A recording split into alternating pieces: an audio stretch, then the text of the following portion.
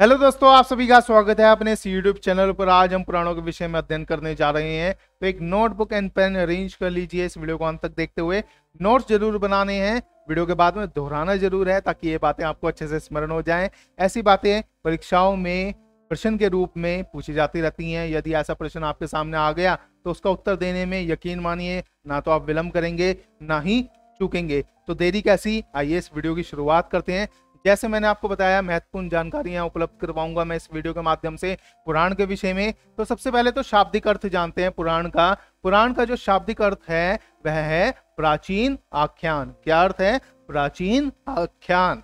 अब देखिए, पुराण शब्द पुरा एवं अण शब्दों की संधि से बना हुआ है। तो आप इसको संधि को क्या बोलते हैं? मिलाना या जोड़ना। अब देखिए, संधि करवा रहे हैं तो पुरा और अण बन गया पुराण।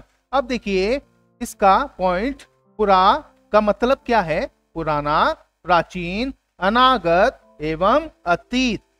अन का जो अर्थ है वह है कहना या फिर बतलाना, अर्थात जो पुरातन अथवा अतीत के तथ्यों, सिद्धांतों, शिक्षाओं, नीतियों, नियमों और घटनाओं का विवरण प्रस्तुत करे। माना जाता है कि सृष्टि के रचनाकर्ता ब्रह्मा जी ने सर्वप्रथम प्राचीनतम धर्म ग्रंथ की रचना की। उसे पुराण के नाम से जाना जाता है। तो इसको प्राचीनतम धर्म ग्रंथ बोला गया है एक तरीके से। हिंदू सनातन धर्म में पुराण सृष्टि के प्रारंभ से ही माने गए हैं, किंतु ये बहुत बाद की रचना है। तो इस पॉइंट को मेजरली आप ध्यान रखेंगे। पुराणों में मत्स्य पुराण, मत्स्य का अर्थ है मछली, तो ऐसा डार्विन की थ्योरी में भी है कि मछली से ही उत्पत्ति हुई और फिर अवतार बनते बनते चले गए, कछुए से सुअर, हाथी, ऐसा ऐसे, समझ रहे हो, और मानव बैठा हुआ है आज। तो ये कहानियां भी अवतारों के ऊपर ही है और लास्ट अवतार क्या बोला है? मनुष्य के रूप में ही है। मत्स्य पुराण सबसे प्राचीनतम है। मत्स्य पुराण की सूची में शिव पुराण के स्थान पर वायु पुराण है। तो इस बात को आप ध्यान रखिएगा। पुराणों में अलग अलग देवी देवताओं को केंद्र में रखकर पाप पुण्य, धर्म अधर्म और कर्म अकर्म की कहानियां हैं। 7वां पॉइंट है, पुराण मनुष्य के कर्मों का विश्लेषण कर उन्हें दुष्कर्म करने से रोकता है। तो इसके अंदर ऐसी ऐसी बातें बताई गई हैं, जैसे कि यहाँ पर पाप पुण्य, धर्म अधर्म, कर्म अकर्म की बातें, जिसको समझकर मनुष्य दुष्कर्म नहीं करता, किसी के साथ बुरा व्यवहार नहीं करता, किसी को मारता पीटता नहीं है, किसी को क्षति नहीं पहुंचाता। तो इससे दुष्कर्म रोकने में सहायता मिलती है। अब देखिए, पुराणों के अंतर्गत हम प्राचीन शासकों की वंशावलियां पाते हैं। तो ये पॉइंट आपको ध्यान रखना है, प्राचीन शासकों की वंशावलियां पाते हैं। 9वां पॉइंट समझते हैं, पुराण सरल एवं व्यवहारिक भाषा में लिखे गए जनता के ग्रंथ हैं। यानी कि आम जो जनता है, आम नागरिक है, वह आसानी से और सरल रूप से इन पुराणों को पढ़ सकता है और समझ सकता है। तो ये कंप्लीट हुआ।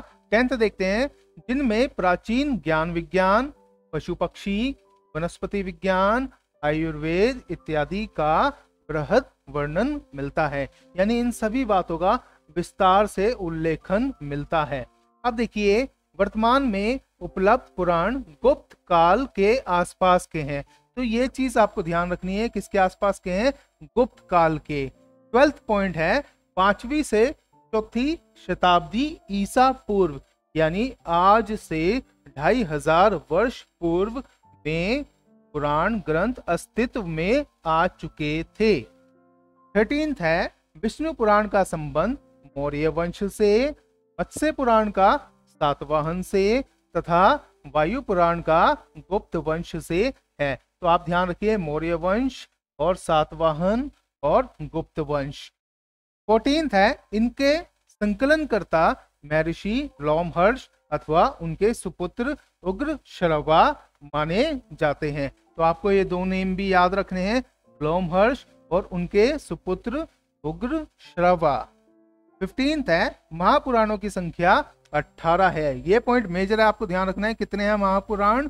18 हैं। पुराण को ही महापुराण बोला जाता है। इसके अतिरिक्त उप पुराण भी हैं और उनकी संख्या कितनी है? 18 ही है। कहीं कहीं पर डिबेट्स में 21 मानी जाती है, लेकिन यह सिद्ध कर चुके हैं कुछ लोग ये 18 ही है जो एक्चुअल संख्या है। अब देखिए महापुराण को 3 भागों में बांटे गए हैं। अब देखिए जो ये महापुराण है इनको क्यों बांटा गया, अब आप समझिए।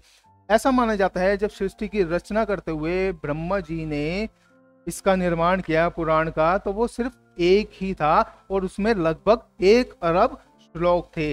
वह काफी विशाल हो गया और कठिन था, तो इसलिए महर्षि वेद व्यास ने क्या किया, इसके 18 भाग बना दिए और उसमें तकरीबन 4 लाख श्लोक सम्मिलित हैं। अब देखते हैं यहाँ पर सबसे पहले विष्णु पुराण। विष्णु को सात्विक गुण का प्रतीक बोला गया है। अगर हम साइंस के नजरिए से देखें तो इसको प्रोटॉन बोलते हैं। अब देखिए विष्णु पुराण में कितने श्लोक हैं? 23,000 श्लोक हैं। वैसे 7,000 ही अवेलेबल हैं, इस पर भी काफी डिबेट्स हैं। अगर आप ऐसा वीडियो चाहेंगे तो विस्तार पे मैं वह भी बना दूंगा।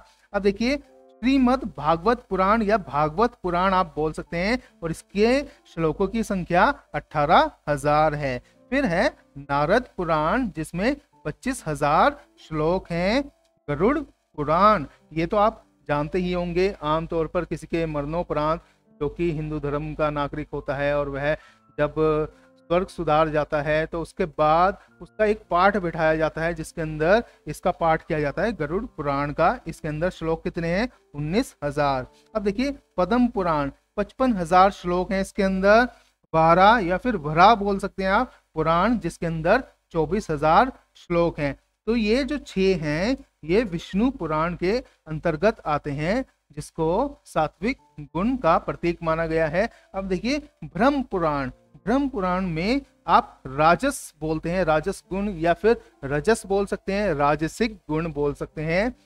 ब्रह्म पुराण है और इसके अंदर 10,000 श्लोक हैं। कहीं पर आपको अगर 18,000 दिखा हुआ मिल जाए तो उसको आप गलत मानना, 10,000 श्लोक सही है यहाँ पर।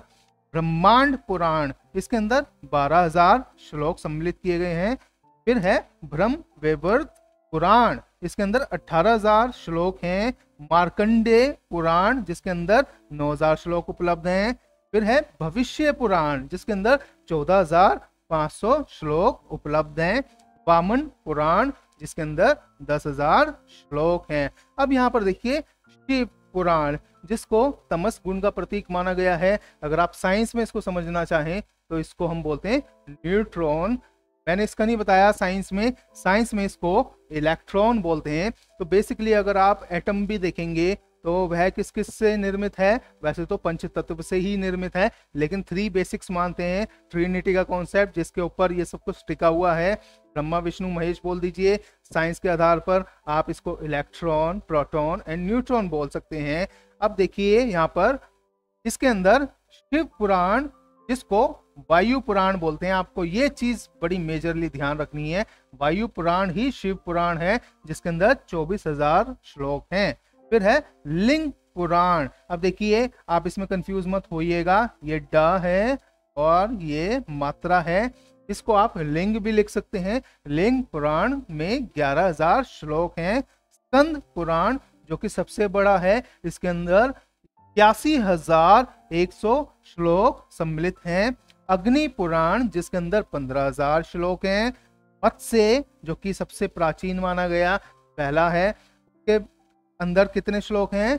14,000। अब देखिए कुर्म को आप ध्यान रखिए, इसको कर्म पुराण भी बोलते हैं, कुर्म या फिर कर्म। कुर्म पुराण में 17,000 श्लोक सम्मिलित हैं।